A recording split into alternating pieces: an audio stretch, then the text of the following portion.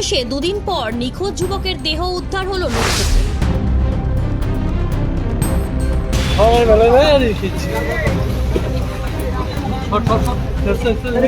শুক্রবার নওদার জগাইপুর এলাকা থেকে উদ্ধার হয় দেহটি। উল্লেখ্য, গত বুধবার জোয়ার আসর থেকে পালানোর সময় জলঙ্গি নদীতে ঝাঁপ দিয়েছিল শামিউল শেখ ওরফে শ্যামল নামের এক যুবক। ঘটনার পর থেকে নিখোঁজ ছিল সে। টানা দুদিন ধরে তল্লাশির পরে শেষ পর্যন্ত এদিন নওদার জগাইপুর এলাকায় দেহটি ভেসে ওঠে বলে জানা গিয়েছে পুলিশ সূত্রে।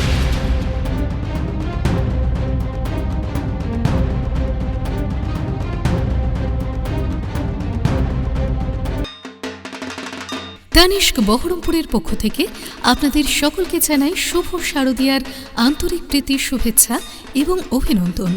তানিস্ক নিয়ে এলো এই উৎসবের শ্রেষ্ঠ এবং ভারত শ্রেষ্ঠ অফার আপনার জন্য।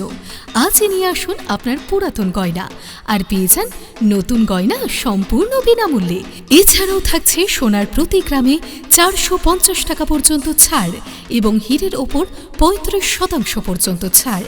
তাই দেরি না করে আজই চলে আসুন বহরমপুর তানিস্কে।